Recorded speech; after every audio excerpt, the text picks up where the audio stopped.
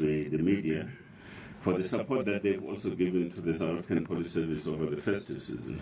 And that support has been in the form of generally the dissemination of information around police work, as well as heightened levels of visibility on the side of the police that were then presented by the media to the South African public. I would then ask the Acting National Commissioner to take us through the detail of the categories of crime and how we actually performed over the festive season. Thank you very much, ladies and gentlemen.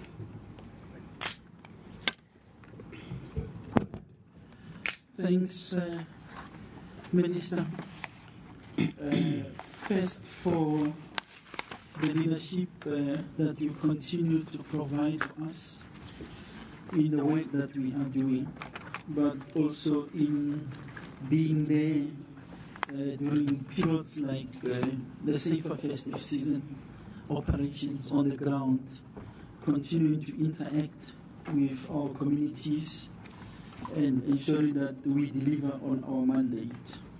I also, before I go into the presentation, would want to express my appreciation to the leadership of the South African Police Service, the members of the service, and their families who managed over this period to support us and ensure that we deliver on the program that we were pursuing.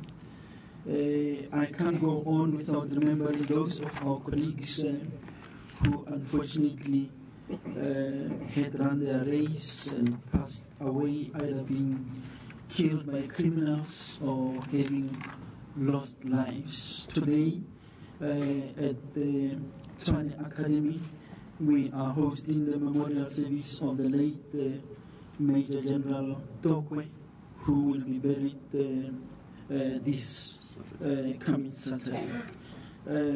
All these members contributed to the successes that we have achieved, not only during this festive season period, but with their commitment, we are able to gain some ground in the work that we are doing. The Minister has already touched on some of the issues. I'll go to in some areas. Let me not focus on the overview of the presentation, rather firstly on our operational and deployment methodology. The Justice, Crime Prevention and Security Cluster reaffirmed its commitment to achieving outcome 3, which is all people in South Africa are and feel safe, by going beyond the call of duty to safeguard society in fighting crime during the festive season and ensuring overall stability in the country by managing all service delivery protests, the Feast Must Fall campaign, and political gatherings and protest actions. An interdepartmental approach coordinated by the National Joint Intelligence and Operational Structure was followed. Duration of our festive season operation, 1st October, and the report we are presenting is up to the 31st of December. That operation is still continuing. We looked, amongst others, at factors impacting on the festive season operations. 1, festive season shopping and entertainment. We know that far too many people go to the malls. Increased movement of large sums of money, cash demand, driving sale of stolen goods, and increase in illegal liquor outlets, influx of visitors and tourists from inland provinces, Gauteng, Free State, Mpumalanga, Northwest, Limpopo, and Northern Cape, to coastal provinces of KwaZulu-Natal, Western Cape, and Eastern Cape. Increased traffic volume on all national routes, movement of migrant workers across borders, targeting of women and children, including the vulnerable groups, and current campaigns, which amongst others, as you know, during the month of October, we were still in the middle of policing the fees must fall, labor disputes related to salary negotiations, and violence in mining and transport sectors. These will be some of those factors that would have been taken into consideration during our planning for the operations that were to be executed. The Minister has spoken to the 6 pillars of the operational approach, which the first one is the aggravated robberies. You will recall when we presented the crime statistics amongst the contact crimes, we raised a concern in as far as aggravated robberies are concerned, border security being the second pillar, firearms control, liquor, second-hand goods, and safety at sports and recreational events. The pillar 4, crimes against women and children and persons with disability, the bylaw enforcement, as well as road safety enforcement. Those are the key pillars which our festive season operations were focused on. The operational characteristics, overall approach to ensure police visibility in targeted areas informed by crime and intelligence assessment. When we looked at some deployments, different types, we looked at our roadblocks, vehicle control points, patrols, stop and search, as well as specialized operations. Targeted deployment of all available personnel in conjunction with force multipliers.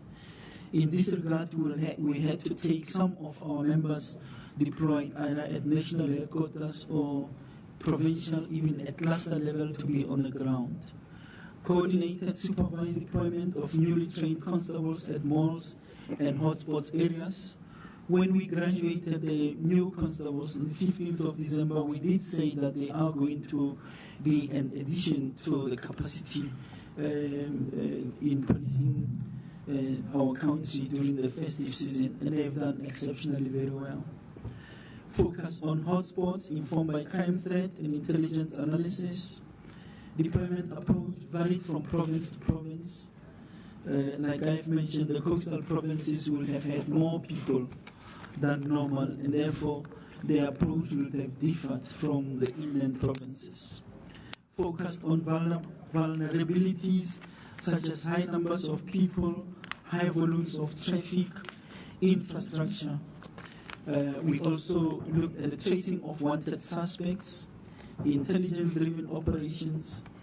During this festive season, we also deployed senior managers to provinces to oversee the operations.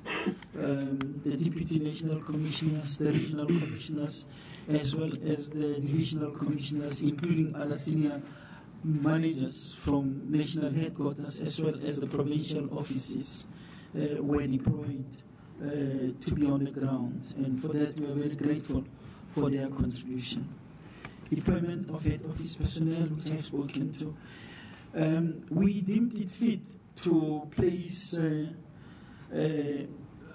public order police operational members on leave. You will know that they went through a very difficult period in policing the fees must fall, and we thought that while we would have loved to have them with us during the festive season, it was important that we give them the well-deserved break in preparation for what may be coming during this month going forward. The Minister spoke to the deployment. Those newly appointed constables, 4,953 of them were deployed. And unfortunately, as police, we are also human. At the end of their tour of duty on the 3rd of January, One of them in Limpopo, while traveling home, was involved in a tragic car accident and he passed on. Before you are the numbers in terms of what the breakdown was, the province of those newly appointed constables. In Gauteng, 1,519, the Western Cape, 1,065, KwaZulu-Natal, 753, Eastern Cape, 575, Mpumalanga, 427, the Northern Cape had 346, Limpopo, 113, Free State, 82, and 73 of them in the Northwest Province. Don't make a mistake and say those are the only numbers that we are deployed. Here we only speak of the newly appointed constables that were deployed. In terms of operations, before you, the slide shows from the left to the right were the highest operations, and we are grateful to General Langa and the team in KwaZulu-Natal for having led us in this regard. They have conducted 1,854 roadblocks, 27,451 VCPs, those are the crime prevention operations, patrols, 155,129, stop and search, 66,909. Now, the list goes on as to what each province did during the period that we are talking to. In terms of searches, 2,443,886 searches were conducted. Mpumalanga leading with having searched 402,861 persons that were searched. Vehicle search, 145,906, and they have searched about 1,370 premises. The breakdown is before you as to what each province did. Total operational police activities, we are showing the police actions as in blue depicted, and the searches green, and there's a breakdown of each province. So you will note from this map that we were all over in each and every province. When you look at Gauteng, 37,550, and the searches 266,487. Limpopo, 51,527, 333, 454 searches conducted. 30,629 Mpumalanga, 550,137, and KwaZulu-Natal 251,343, and they have conducted 355,321 searches, and the numbers are there for you to view, and this information, the presentation itself, will be made visible to all of you. Arrests.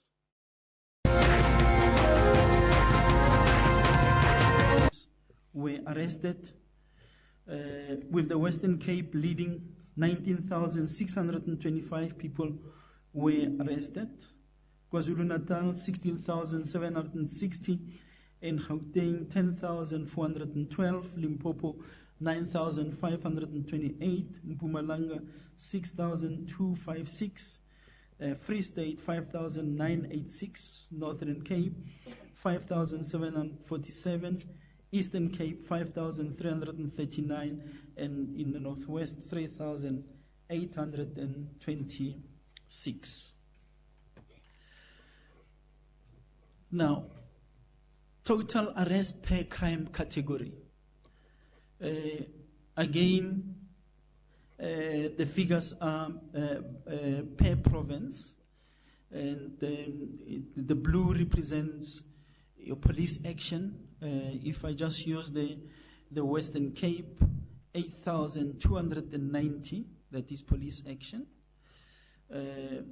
resulting from police action. This will be like your drug-related, where you conduct, so someone did not come and complain.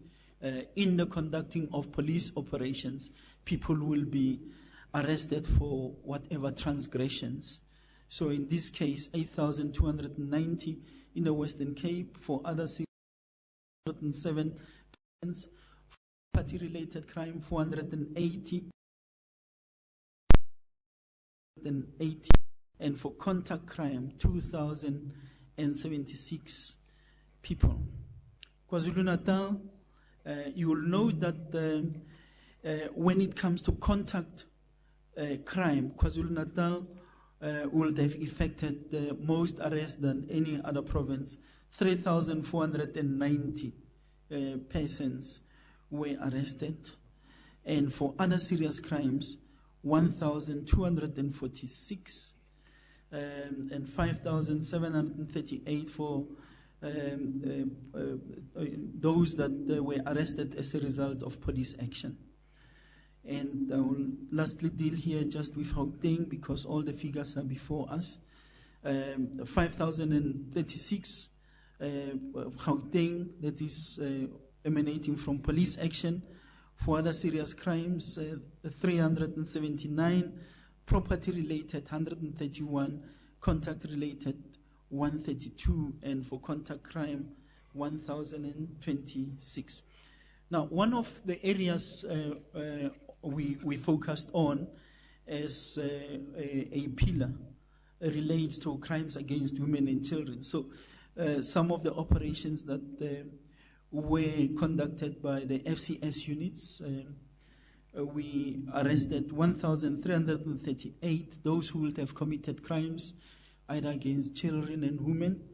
Gauteng leading with 414 arrests, Western Cape 244, KwaZulu-Natal 204, Limpopo 150, Northwest 103, Free State 85, Mpumalanga 62, Northern Cape 44, and the Eastern Cape 32. In terms of vehicle seizures, in other words, those vehicles that were taken away from those that were not supposed to possess them. 669 vehicles. Again, KwaZulu-Natal in the lead here, with 38 vehicles that are involved in a commission of crime, and 203 of them which were either stolen or robbed.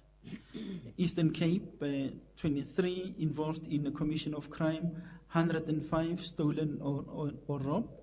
Gauteng, 8, those that are involved in a commission of crime, and 78, those that were stolen or robbed. As said earlier, the total number of those vehicles seized is 669. Firearm seizures. We have seized about 1,060 firearms. Once again, the KwaZulu-Natal province leading. 6 homemade firearms, 6 either auto or semi-automated firearms, shotguns 12, rifles 31, handguns 302. Eastern Cape, 9 homemade, 8 shotguns, rifles 5, 160 handguns. Gauteng with 2 shotguns, 15 rifles, and 102 handguns.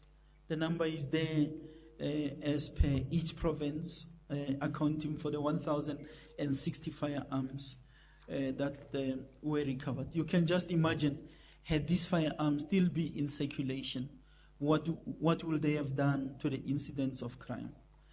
Ammunition seized, a total of 8,691. I'm not going to go through each province breakdown. Safe to say that, again, KwaZulu-Natal sees the most of those ammunitions. In terms of explosives,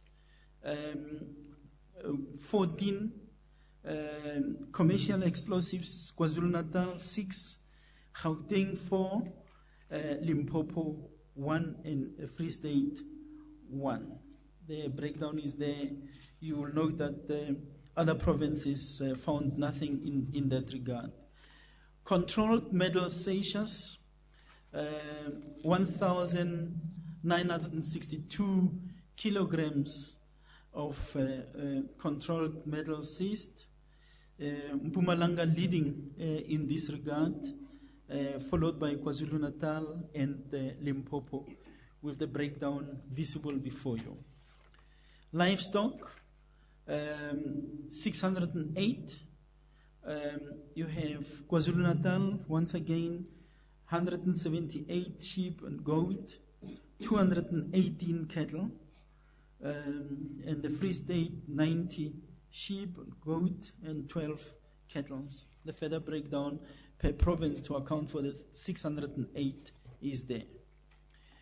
Illicit drugs, those drugs that were seized as a result of police action, the quantities are there. Safe to say that the most were seized in Mpumalanga. You'll know that Nyaupe, Mendrax, cat, heroin, Thai-white, cocaine powder, and cannabis. And the second highest seizures were in the Western Cape, and thirdly KwaZulu-Natal.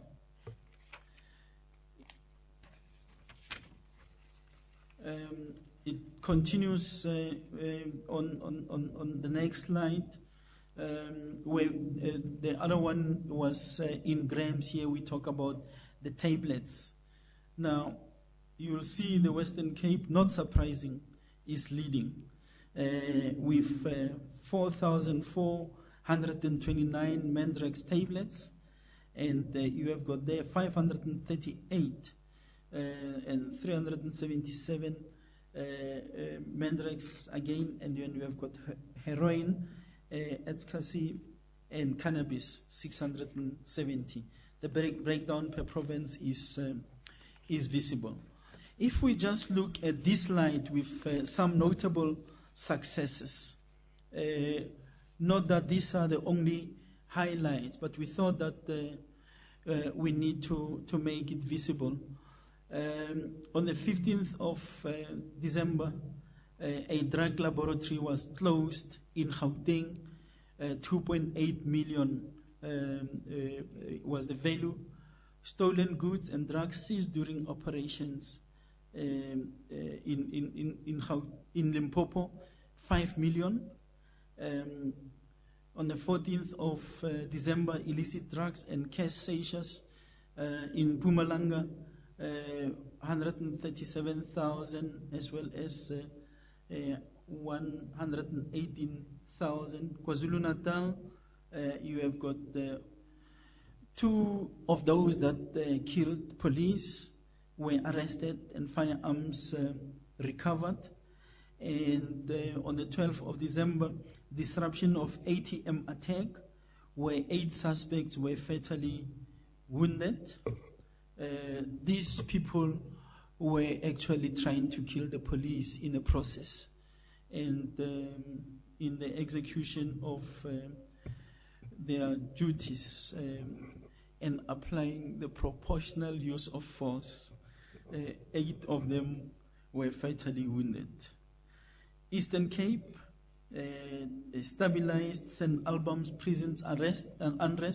It was well reported, that particular incident. 18 November, a drug dealer arrested with 31,000 Mendrax tablets in the Western Cape, and armed robberies apprehended for and 450,000 recovered, that is in the Northern Cape, as well as cannabis seized 250,000. And you'll note there in a Free State, 5 murder and business robbery suspects apprehended, and firearms were recovered. Now, we will talk to this particular part of the presentation, not that we are presenting crime statistics. This is simply to make visible what the operations, festive season operations, would have impacted on in as far as the incidence of crime is concerned. Overall reduction in levels of community-reported crimes during the festive season period. The minister reported earlier, contact crime was reduced by 5.3%, contact-related crimes reduced by 5.4%, property-related crime reduced by 2.2%, other serious crime reduced by 5.3%. And as expected, crimes dependent on police action for detection increased by 8.4%. So this is a positive to know that many more of those drugs that would have been circulating in our communities would have been taken away by the police. Just for your information, what goes into these categories of crime? These are the broad categories of crime. When we talk about contact crimes, you include murder, sexual offenses, assault, attempted murder, assault, GBH, common assault, common robbery, robbery aggravated, including the following trio crimes. And these 3 crimes remain problematic: car hijacking, robbery residential, robbery non-residential.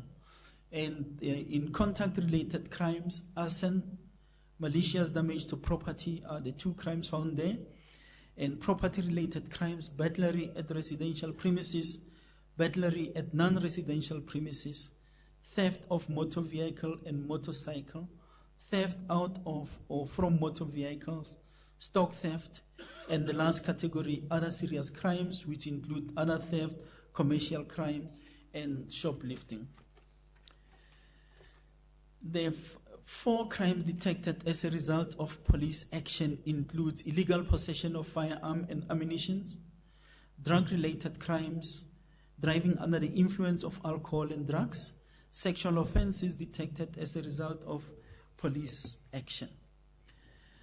Now, this is the picture at the end of quarter 3, which means the 31st of December, in as far as contact crimes are concerned. And you'll note that we do a comparison of the 3 financial years. And these are not 3 complete financial years. It's a 9-month period from the 1st of April to the 31st of December in a year. So the yellow one reflects the year during which we were conducting these operations.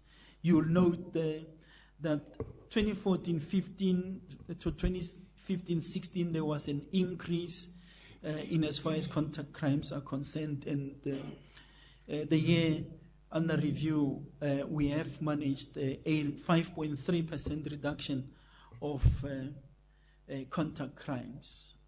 More must still be done in this regard.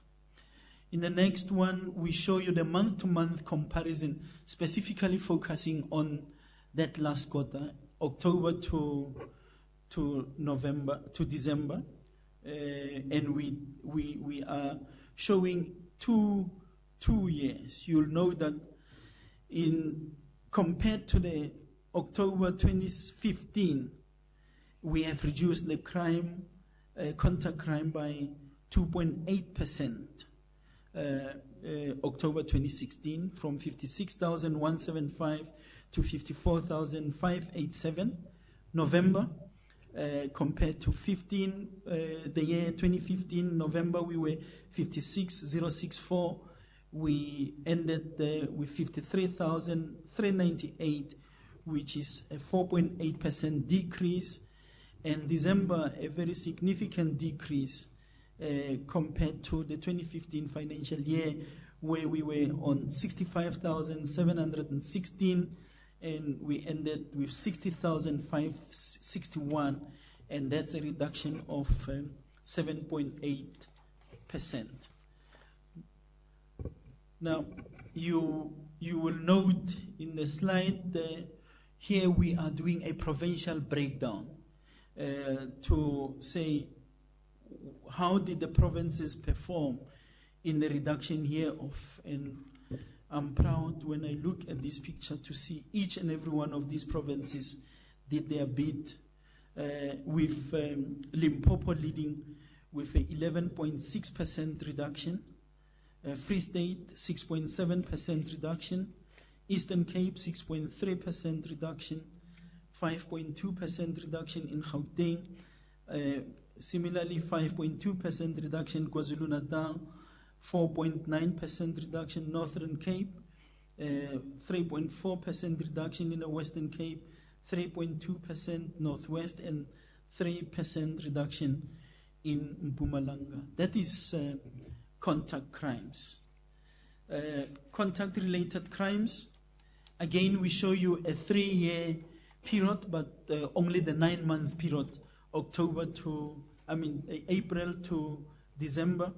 There is a significant decrease if you take 2015-16 to 16-17, the end of December, a reduction of 5.4% from 34,722 to 32,864.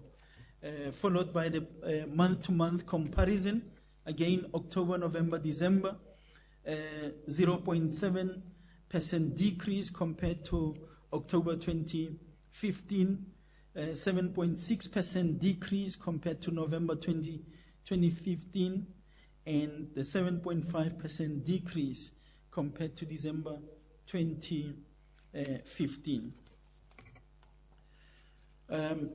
The provincial breakdown, we only realized an increase, unfortunately, in 2 provinces, the Western Cape as well as in the Eastern Cape, with a 1.4% increase in the Western Cape, and Eastern Cape 3.5% increase, while all other provinces secured a decrease, with the Free State leading 17.1% decrease compared to 2015, 13.1% decrease in Limpopo, a 9.7% decrease in Mpumalanga, 8.5% decrease KwaZulu-Natal, 8.8% in Gauteng, 2.3% decrease Northern Cape, and the Northwest 2.1% decrease. Property-related crimes, again a 3-year comparison over the 9-month period, with a 2.2% decrease from the 2015-16 figure of 137,495 to 134,439. The month-to-month breakdown over the festive season operation period, October, we realized a 1.3% decrease compared to the 2015 financial year, and a 1.2% decrease in November, as well as 4.3% decrease in December compared to 2015. This is the provincial breakdown, making visible the increases and the decreases. We realized, unfortunately, an increase on property-related crimes in Gauteng with 1.9%, 3% in the Eastern Cape, and 3.7% in the Northwest. All other provinces achieved a decrease.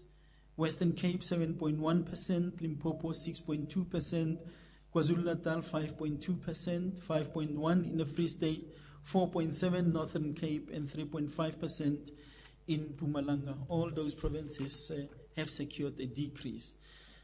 Other serious crimes decreased by 5.3% compared to the 15-16 9-month period, from 122,778 to 116,623, and the month-to-month comparison will depict a decrease of 6% in the compared to the 2015 9-month period, and 3.6% November, decrease of 6.3% in December compared to the 2015 year.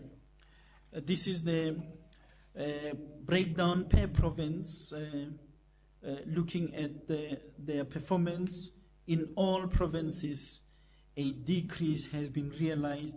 Northwest leading by 11.8%, Free State 8.1%, 6.9% Gauteng, 5.1% Western Cape, 3.8% KwaZulu-Natal, 3.5% Limpopo, 2.5% Mpumalanga, 0.9% Northern Cape, and 0.8% in the Eastern Cape.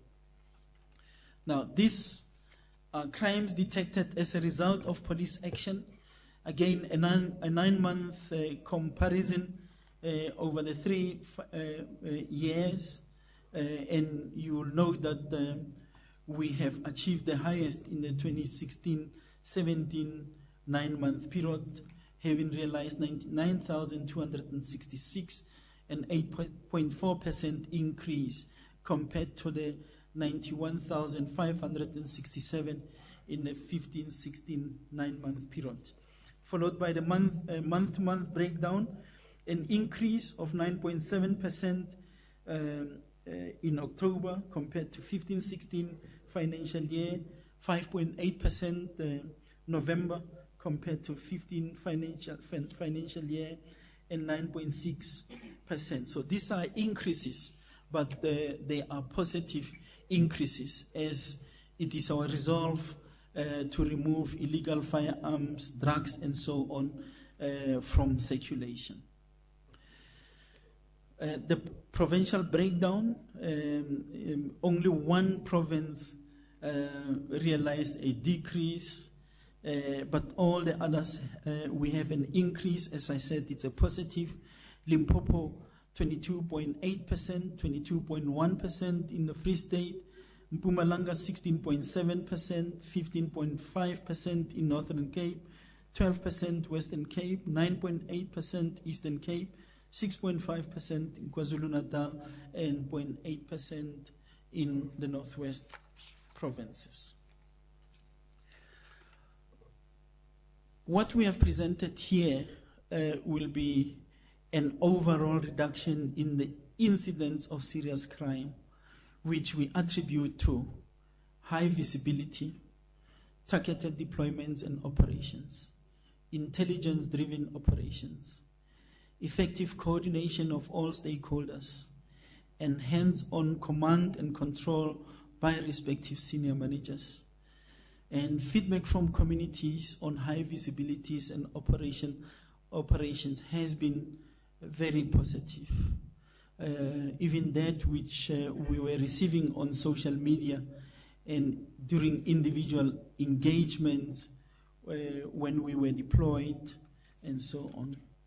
The South African Police Service continued commitment to the current operational approach, high visibility and targeted intelligence-led deployments to be continued, and including the optimal utilization of and deployment of available resources.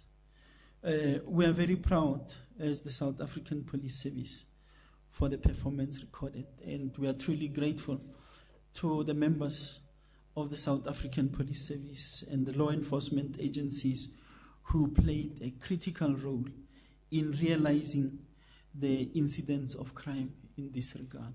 Thanks, Minister. Thank you.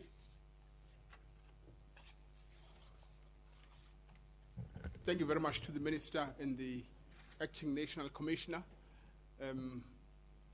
We'll just now prepare ourselves to just get into questions. for our ladies and gentlemen of the media. It is imperative that we get to that business because we invited you guys here. So we are very keen to get going with it.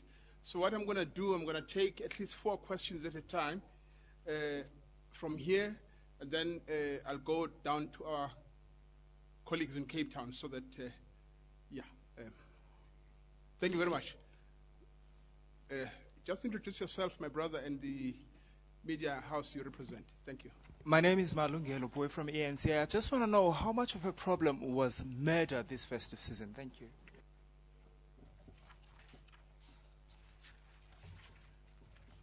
Thank you very much, Mhlekas. Oh, okay. Karen, go for it. Thank you. Hi, I'm Karen Morn from ENCA. I have 3 questions. For the head of the Hawks, Mr. Bernie Ntlemeza, Sean Abrams has stated in court documents that he believes that you acted in bad faith in terms of the investigation into the so-called rogue unit matter, which involves the Minister of Finance. Have you been able to reconcile with him and come to some kind of terms of understanding? And how do you respond to critiques about this further undermining your honesty after multiple courts have found that you are dishonest? For the Minister of Police, Minister Nhleko, we know that there seems to be some kind of ongoing feud between yourself and the head of the IPID. Are you going to be able to come to some kind of working relationship with Robert McBride in the near future, given the importance of the IPID for policing the police? And then Acting Commissioner Khomotso Phahlane, we know that the IPID is investigating you for corruption and wanted a warning statement from you. Have you been able to provide this warning statement, and what is the status of that case at the moment? Thank you. Thank you. Thank you very much.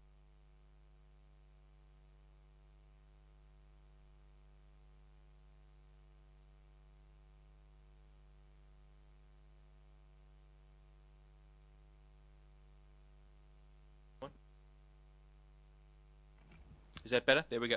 Barry Bateman, Eyewitness News. National Commissioner, you referred to 83,000 people arrested over the period. I think that's the figure that you provided there. One of the big criticisms is, when it comes to figures like this, is that there might have been arrests, but it's the follow-through. There's always perhaps a disconnect. The breakdown you showed us, a lot of it related to arrest as the result of police action. I mean, that might have been somebody found with maybe a small little patch of dacha or something like that. Do you have further breakdown of how many people have actually gone through the courts and are now awaiting trial, as opposed to being released on a warning or without prosecution? Thank you.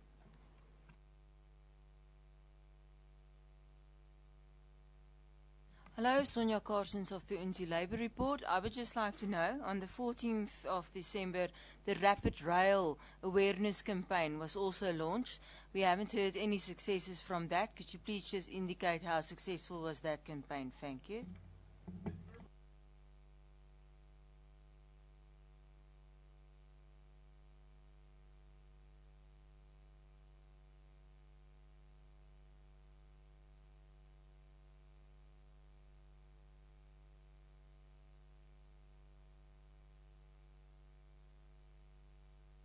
It seems not to be.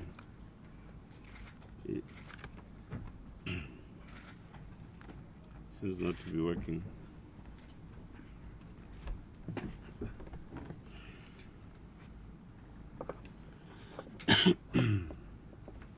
Is that working? No. Oh, it's not.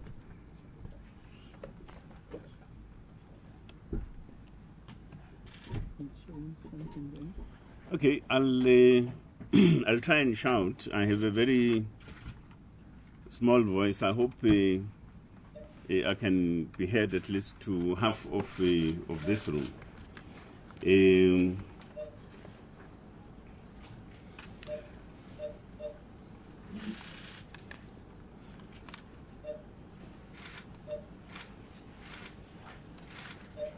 Let's bear with us, ladies and gentlemen. We're trying to set up the audio.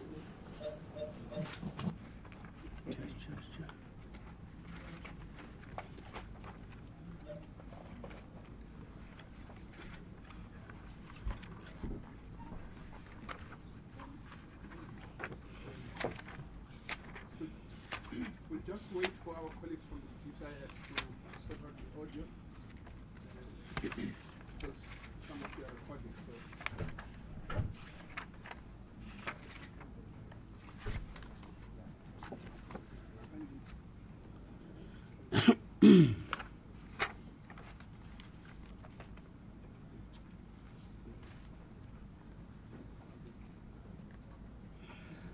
So it's an entire system, it looks like. Apologies for that. Hopefully we'll be back in action in no time.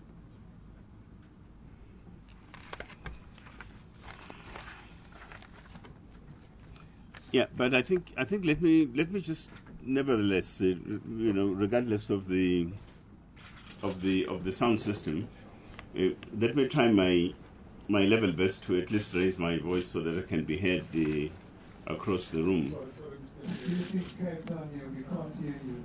On the sound is better. And we asked the minister to delay his response until we get the sound. Because we need that sound, otherwise his response. Okay, It would be nice to have him.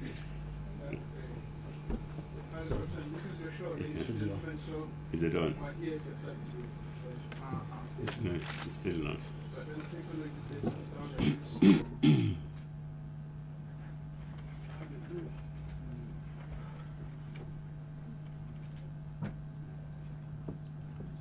Unfortunately, I cannot hear our colleagues from Cape Town, so.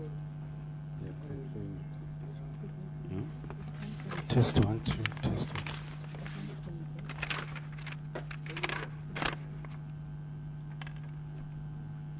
May the minister continue, my brother? Is it okay now? Go ahead. Is it working? It's not working. No, it's not. It's not working. I think you'll finally agree with me. I suspect so. Well, the mic is different.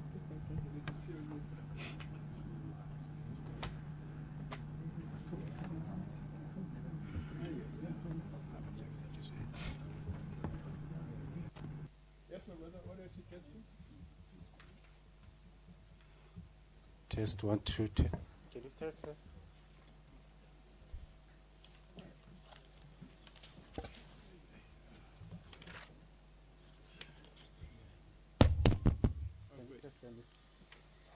Is it back on? Okay, thank you very much. Thank you. You're a star. Thank you. Let's go ahead. Apologies for that delay. Yeah. No, thank you very much, ladies and gentlemen, and thanks for the questions that have been fielded. Now, how much of murder incidents occurred this festive season? I think was the first question from Mr. Boy. Murder falls under the broad category of conduct crimes. Now, we have reported in this very same session that conduct crimes, broadly speaking, have gone down by 5.3%.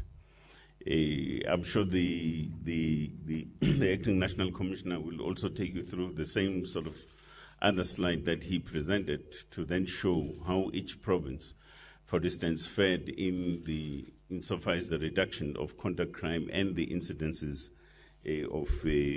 of murder.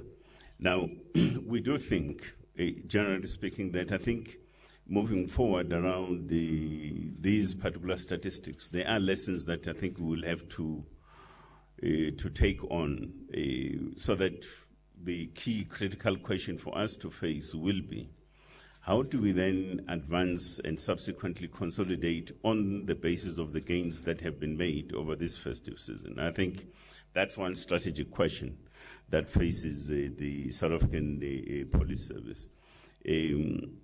So it's quite an interesting sort of a development to see that conduct crimes have actually gone down. You remember, some of you, when we presented the 2-quarter sort of crime statistics by the end of 2016, that we remained quite, and still we are quite concerned about the issue of conduct crime being persistent as a feature of the overall outlook of crime in South Africa and so on. And I think it requires quite a collaborative effort quite right across the social spectrum of our society to actually fight this crime. Ms. Mon, you'll definitely agree with me that you say it's alleged in court documents. So because it is in court documents, it shall be dealt with also at that particular platform, which is indeed a court, for an example. The question that you have directed towards General Khomotso about the question of what appears in the court documents and so forth. And they're making also another allegation about, I think you seem to be suggesting a persistent sort of allegation of dishonesty and so forth. That matter is also pending before our courts. From the 5th to the 7th of December, that matter was being heard in court and so on, and we're waiting for judgment around that. I do not know what is referred to as a feud between the Minister of Police and Mr. Robert McBride, for an example. I just do not know what it is. Now, the fact of the matter is that we are on record in terms of where things are at and where essentially I stand on this particular matter and what it is that is supposed to happen. Now, and therefore, that issue remains at that particular level until such time as it will then essentially be dealt with in one form or the other, and so on. Mr. Bateman, the follow-through on arrests, I think I just want to make a general point. It is also a useful point, I think, to also know how many of these cases have gone to court and so it goes. But it should not be seen as the responsibility of the police, for an example, precisely because the processing of criminal matters, they then rest with our courts. The question of what then has got to happen from then on. Ours is to, of course, effect arrest as and when law has been broken. And therefore, I think it should be understood that there is that sort of demarcated point between what we can do as a South African Police Service and what then our justice processes also would have to do, taking on from the work that we would have done. But I having said so, I still agree with Mr. Bateman that I think it's a question that is worth following through in terms of knowing how many of these cases have gone to court and how many sentences have been yielded out of them, and so on, and so it goes. I didn't understand the fourth question from Cape Town. It's about rapid rail. Did you say rapid rail? Okay. Yeah. Okay. Please. Thanks, Minister. Let me add, in response to Malungelo's question, we have realized a 2.3% decrease in as far as murder is concerned, compared to an 8.8% increase in the 2015-16 financial year at the end of Q3. That's Q3. It's not the total 9-month period. I'm just talking October, October, November, December. So a 2.3% decrease. While it is true that people continue to be killed, it is our resolve to fight crime. And we all agree that it's never going to be a policing issue on their own. We all must play a part. But we are encouraged by the progress that we are making. Maybe linked to Barry's question, over that period, in other words, the 3 months period, we have arrested 712 712 persons who have committed murder and 419 for attempted murder. And just when you go back to the presentation slide 14, it's not there, but just to help you, the figures that we made available, arrests per crime category, and I was just totaling some of them to give you an indication that it may not be so that we only talk about those that are, police, resulting from police action. 13,250 were arrests related to contact crime. So those that would have committed murder will be included in this figure. 1,685 of them for contact-related crime, and for property-related crimes, 2,723. I think the minister have spoken to the issue. When we come across people who have committed crimes, following thorough investigations, we will arrest. And as to how long they remain in custody, that is not solely dependent on our work.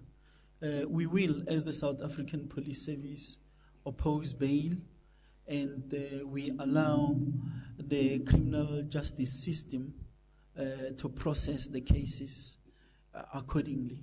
So I can't at this stage say to you of the total number of people that we have arrested, how many of them are still in custody. What I can say with confidence is that we will not just have effected an arrest for statistical purposes. People would have been arrested because they were found to have committed a crime, and it is for the courts of our country to process those people. Karen, I'm very disappointed with these questions because I have responded to these questions before, and here we are presenting feedback on the work that we have been doing, even during this period when there were attempts to take our focus away from our work. We still were able to achieve what we have achieved. And I've said to you before that we are not about to be shaken and to be distracted by anyone with whatever agenda. You talk about a warning statement, and I am on record as saying, here you are repeating it again, that the only time that I hear about a warning statement is through the media. I have, following a call that I received, scheduled a meeting with a Mr. Kubeka from IPIT for the 12th of December, when I returned abroad. And he did not come for that warning statement, which allegedly is for the defeating the ends of justice. Now, when he did not come, you did not go and write and say, Kubeka no show. Just as it happened the first time, somewhere I was to have been approached. Everyone went to camp waiting for Phahlane to present himself, which he did not even know about. And that afternoon, together with an Honorable Peter Louis Meiberg from News 24, there was this thing, Phahlane no show. Now, I did not give any warning statement, and I have said that we must respect the processes underway. If there is an investigation which is being conducted and it is a legitimate investigation, that investigation will not be conducted through the media.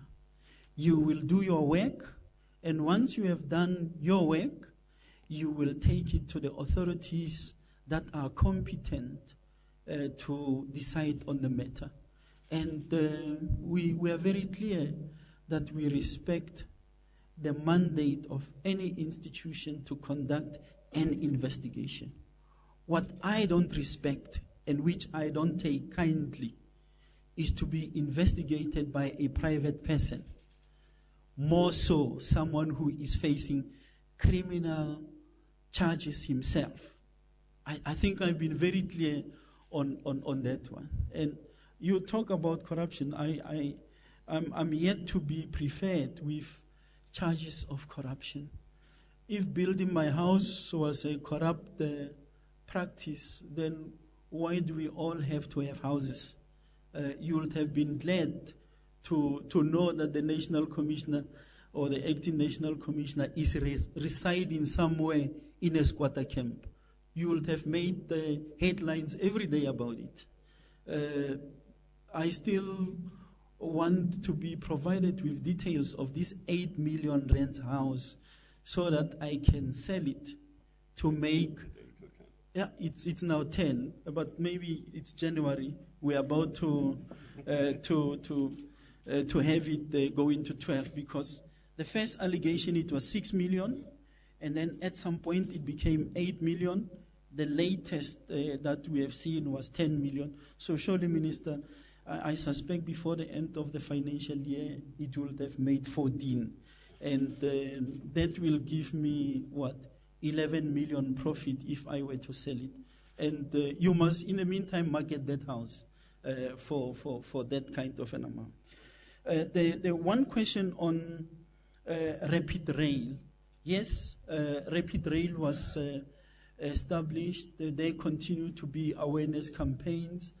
Successes achieved by that unit would have been included in the figures that we have presented, because we are not presenting figures of a unit.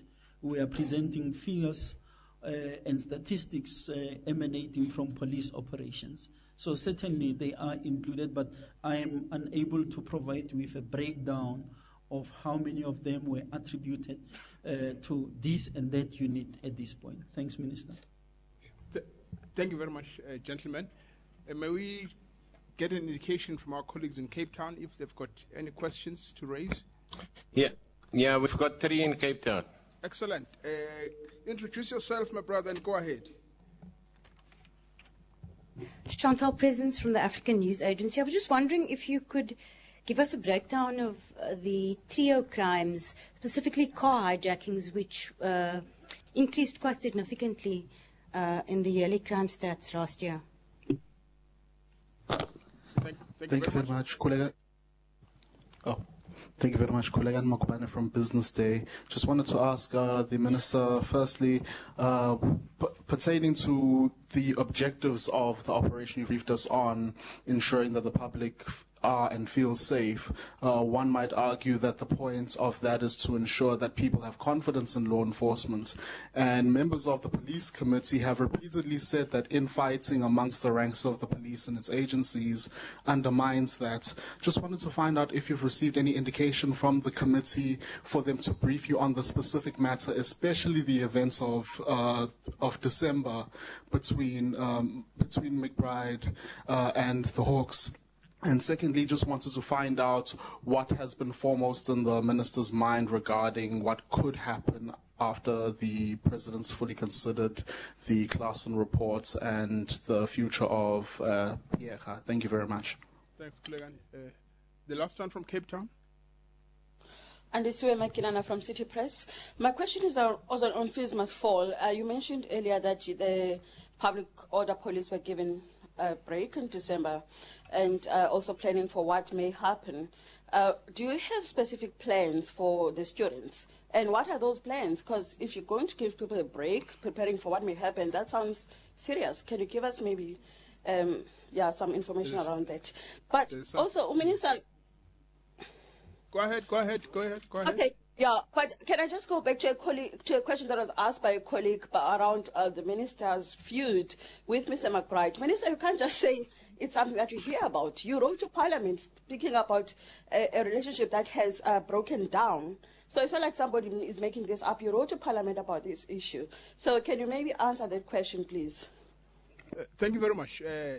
Let's hand over to the Minister and the Acting National Commissioner. Thank you. No, thank you very much. The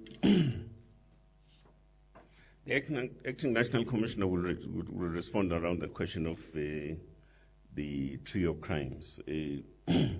Just some statistical breakdown there and so on. Now, let me put it this way. Maybe it's going to be understood.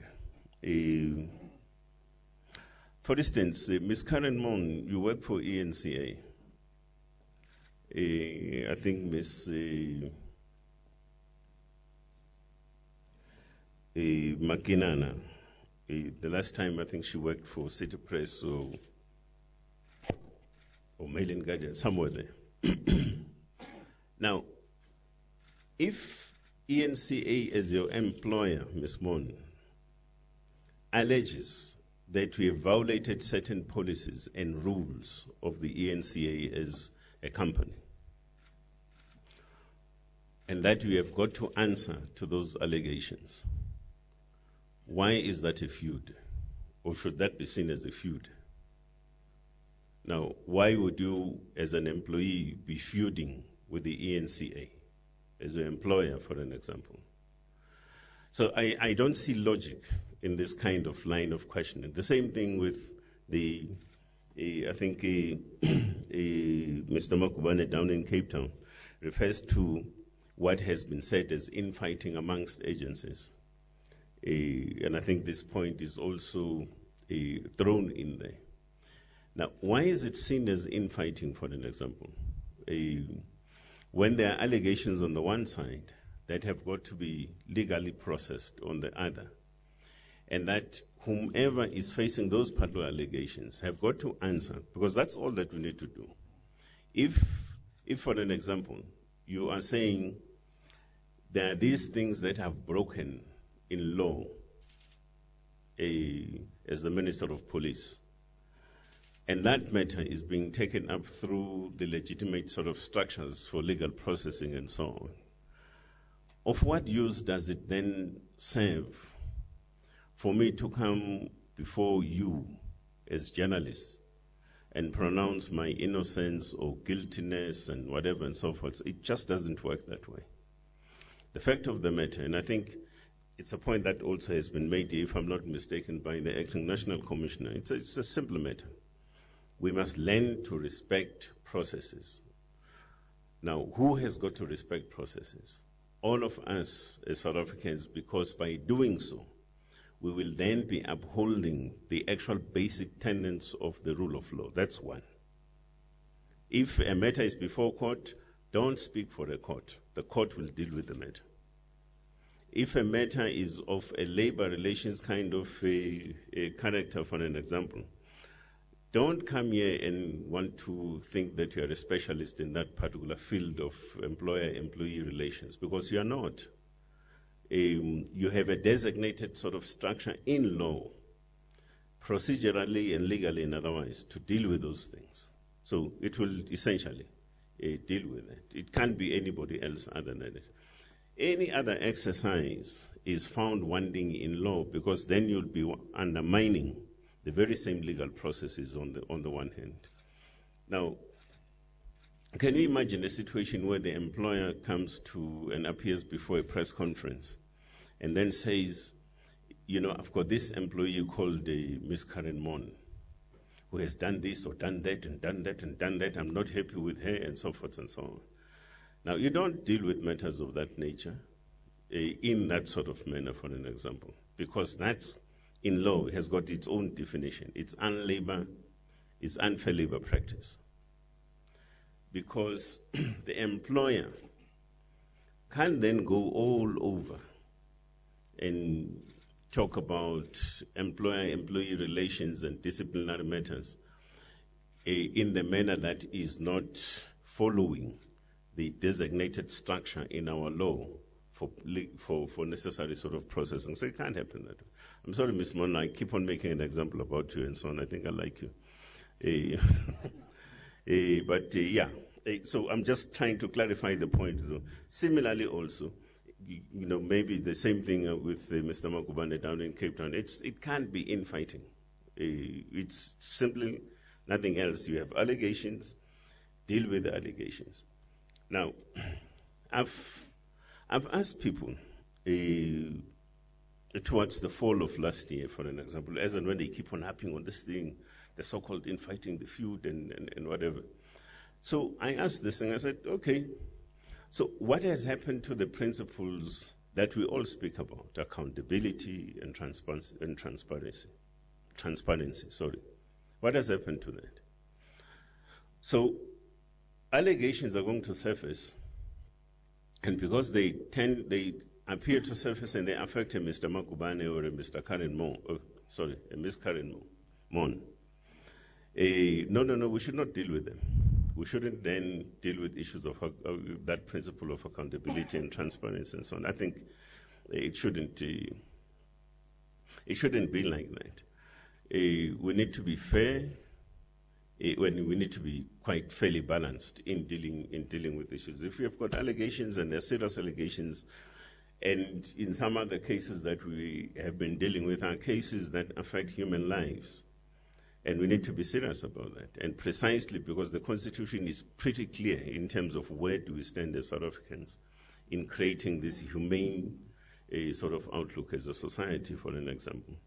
And therefore, we can't just simply be saying for some narrow sort of ends of sorts or sectarian interest of one form or the other, turn a blind eye. Also because this happens and it affects so-and-so, we shall not deal with it because so-and-so, we view so-and-so as this or something. But this affects Mr. Makubane, so Mr. Makubane is a nothing. It's okay. So these principles can then apply and so forth. It can be. We can't build a society like that. Surely it would be incorrect. Mr. Makubane down in Cape Town refers to the Klassen report. Again, the issue for me is that that matter is known that it's being processed at a particular level, and that's a different level, away from the Ministry of Police. And all of us have got to respect the fact that a process had been started, and that process will announce itself as and when it would have been concluded, and that the relevant sort of authorities will certainly pronounce the results of the so-called Klassen report. So let me leave it at that and ask the Acting National Commissioner to deal with the question of trio crimes. Thanks, Minister. We had said that the contact crimes includes trio crimes. And when I presented, I said, when I got to the trio crimes, I said, we have had an increase in as far as trio crimes are concerned. And that includes your car hijackings, your robbery residential, robbery non-residential. So even in the quarter or the period we are reporting, I'm now talking 1st October to the 31st of December, car hijackings has increased, and it's an area that we are focusing on to get it dealt with accordingly. I'm not at this stage going to be giving figures. Safe to say that car hijackings have increased, and when we report on the crime statistics, we will make that visible. The question, I did not capture the name, the city press, on the public order, policing. I have said that we have granted them leave, and I said that it's a well-deserved break, considering what they were confronted with in as far as fees must fall and other matters are concerned last year. I also said that we have given them leave to take a rest, to confront the challenges of this year. So if it means that one of those challenges it is to police the fees must fall within the ambit of our mandate, they will readily be available to do duty. We unfortunately will never disclose our plans because even those that are planning whatever are not disclosing their plans to us. But safe to say that we are going to be on the ground to do work. We hope that this year there is a resolution to the matter because fees must fall is not a policing matter. Only when criminality creeps in, only when there is an incident of violence, the police step in. But knowing South Africans that generally they are law-abiding citizens, we believe that even the organizers will be very polite and not be disruptive in this regard. Thank you. Thank you very much, gentlemen. I would like now to offer the last round of questions in Gauteng, in Pretoria, 3 or 4 max, and then we go to Cape Town and we call it a day. Go ahead, my brother there in the white shirt. Good morning. Gerard Pretorius, another ENCA member. My question is directed to General Phahlane. Just looking at the statistics itself, if you look at KZN, the most amount of firearms seized, look at most amount of ammunition seized. I don't have the exact stats because I don't have the breakdown in front of me. The contact crimes, it's also pretty high up there. And also the amount of arrests. Is there a safe deduction to be made that that could probably be one of the most dangerous provinces for holidaymakers to go? Obviously, there are a lot of people to go there. And just looking at that, is there plans for the police to, obviously in coastal regions where people obviously go to holiday, just to sharpen up even to a bigger extent? Thank you. Thank you, sir. Introduce yourself, please. Helen Isolo from Power FM.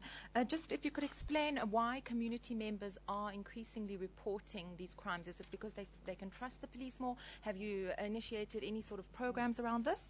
And then also just around the malls, you said there weren't any incidents in Gauteng. I can remember actually 2. There was an incident of a shooting in Greenstone and also a shooting at a mall in Centurion. And if I can just ask a third question, President Jacob Zuma released an update on work taken into Marikana, work being done on Marikana, and one of the charges being laid against William Bembe, the former Deputy Provincial Commissioner of the Northwest. Has he been arrested? Thank you. Thank you very much. You fall next to her. Marijke from Jacaranda FM. Minister, you touched on it earlier slightly. We're talking about these decreases and the progress being made specifically over these 3 months in the festive season. Can you give us detail on how we pull this through into the rest of the year? I mean, we see mass deployments over the festive season with people on the ground and searches, and obviously there's some decrease there. How do we take this into the rest of the year? Fantastic. Thank you very much. It should be you and you, my brother. Just to continue on what Marike said, it's Offenses Timo from SABC TV News. Minister and Commissioner, I'd like to know if maybe there's any plans to continue with the deployment of police officers at malls, as recently there's been some commission of crimes, especially at malls. Recently was the Woodlands Boulevard in the Pretoria East, where a jewelry shop was burgled, was robbed and stuff. Thank you very much. General, my name is Neo Makwiting from SABC Radio News. My question focuses on your 6th pillar, as you have mentioned it in your presentation. Looking at what was announced, I think that is a day before yesterday, by the Minister of Transport, that the dead tolls on our road stands at 1714. With your presence as law enforcement on our road. Did you make any impact? Do you think you have made any impact? Or do you think there's still a way to improve? Because the biggest issue that is arising from the social media, as we say, is that the periodic law enforcement doesn't work. We need 365 days law enforcement. Thank you, sir. Let's send over to the Minister and the Acting National Commissioner. Over to you, sir. No, thank you very much. Thank you very much, sir. I think the other member from ENCA, I'm going to call him that. Of course, I think you will be given some statistical sort of breakdown and so on, but your assumption, I think you will be proven wrong. I mean, KZN remains, by and large, a destination for holiday makers in South Africa. So I think this was also the case even in this festive season and so on. So that doesn't make it necessarily a dangerous a province to visit. Safe to say that I think it's a different analogy altogether that would have to be delved into, because KZN in the historical development and makeup of South Africa has got a particular set of history of its own. That itself could be, and I'm saying again, this is a subjective on my side. It could be a factor. I just do not know. But there is a different sort of analysis that would have to be delved into. But to then think that because most firearms were discovered and recovered, from that part of the country, and most the vehicles that were recovered were also from there and so forth, and therefore it makes it unsafe. Not necessarily so. I also do suspect, though, that around the question of vehicle theft and the recoveries there, it's more to do with the concentrated effort and focus on our side, insofar as the borderline issue between Mozambique and South Africa, this question of vehicles being stolen and driven over into Mozambique. But I think you'll get further sort of data from the Acting National Commissioner here. The lady from, did you say from Jacaranda? Okay. I think it's an interesting question. In fact, the question of community members working with the South African Police Service is as a result, amongst other things, because of the the programs that we have been driving on our side around the question of community outreach programs, wherein we have emphasized, and we still emphasize this point, if we are going to keep South Africa safe, that is not the sole sort of preserve of the South African Police Service. It's the duty for all of us as the South African citizenry to work together, but in a more structured kind of manner, and have these continuous sort of engagements.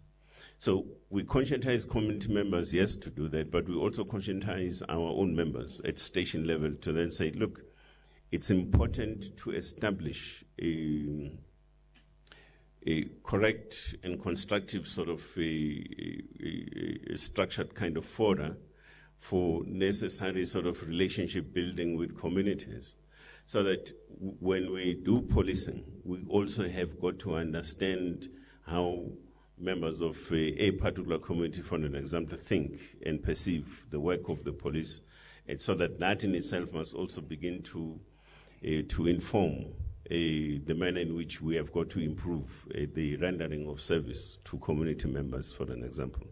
So we will continue to strengthen this particular effort of community engagements on an ongoing basis. Now, I think somebody down in Cape Town, I can't remember who, raises a very important point. And also maybe somebody also in this very same room, the question of these decreases that have taken place, the only responsible thing we can do as the South African Police Service is to conduct an analysis of these particular achievements on the one hand, but look at how we learn from these particular experiences and how we've got to take those particular lessons forward. Because the fact of the matter is that we play this role of, keeping South Africa safe 365 days of the year. Now, the question is, how do we then use the experiences over the festive season to intensify our work going forward and so on?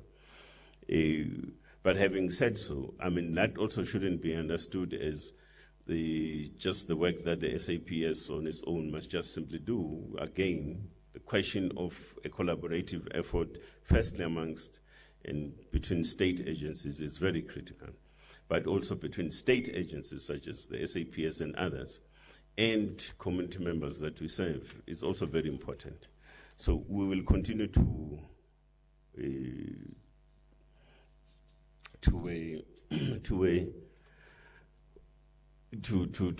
we'll continue placing an emphasis on such. The last question, on the question of death tolls on our roads, I think from Mr. Morakile from SABC. I think was that him in the front here? Mapiting. Oh yeah, sorry. Now,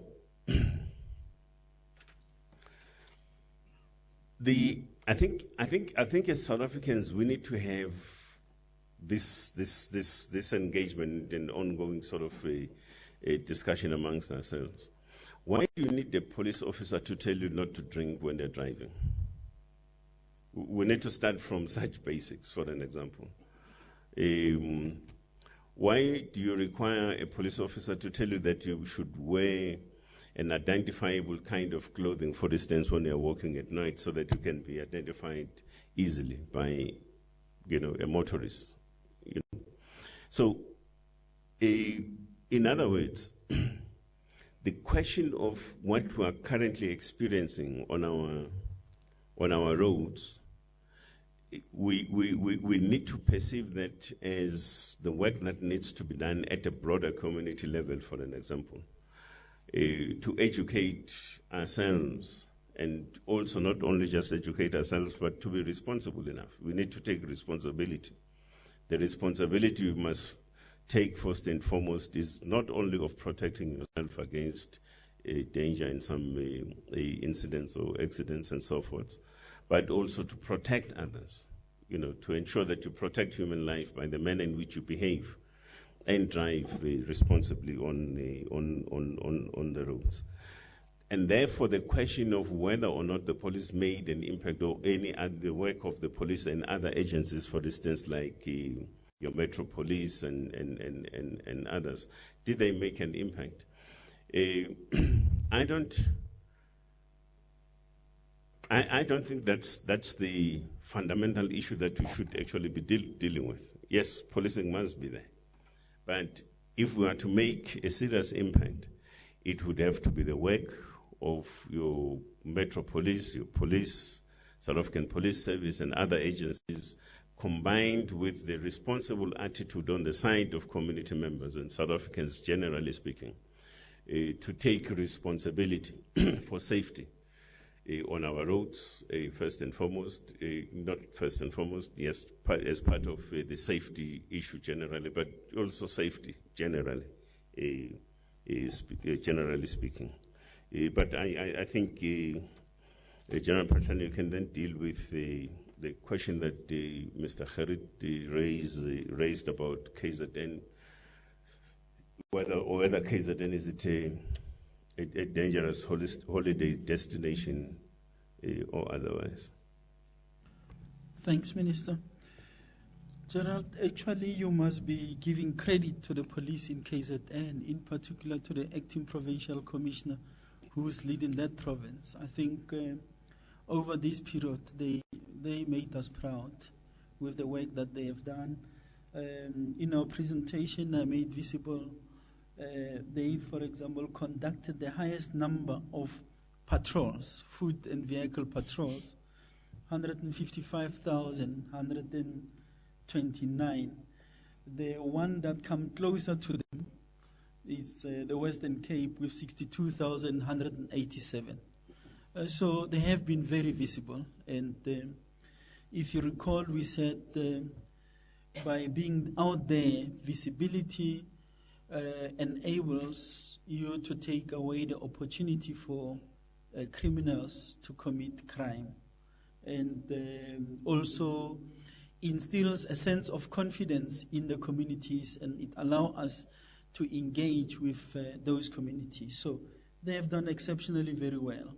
And added to that, you know very well that Gauteng at some point did not have people because most are they are in KwaZulu-Natal, Eastern Cape, Western Cape, but I know for a fact that they are a recipient of many of the people that come from this province over this period. So for them to have achieved the successes that they have achieved, even with that extra responsibility, we must be very grateful. They remain, KwaZulu-Natal remains a safe province. On for example, arrests, you know that they in respect of contact-related crimes, they have arrested 384 people, 1,246 for other serious crimes. So I will not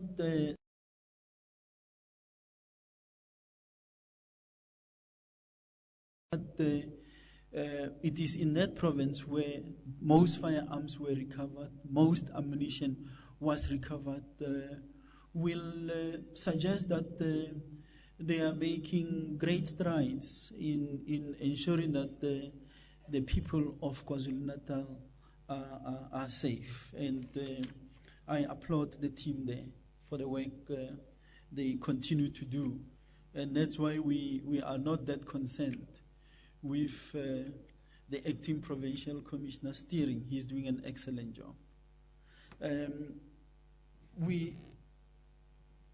There was an issue on deployments. I think the minister have spoken to it. We are not going to tell you when are we going to increase numbers, but there are surely lessons that we will draw from our successes.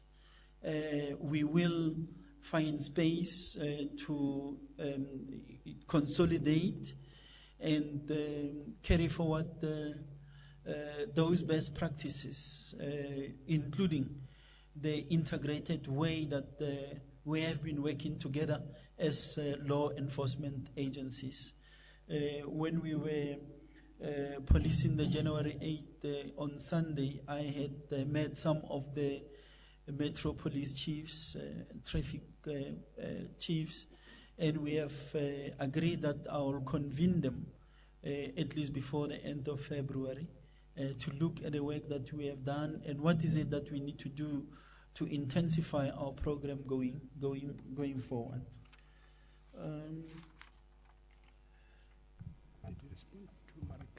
Marikana, well, you are directing that question to the wrong people.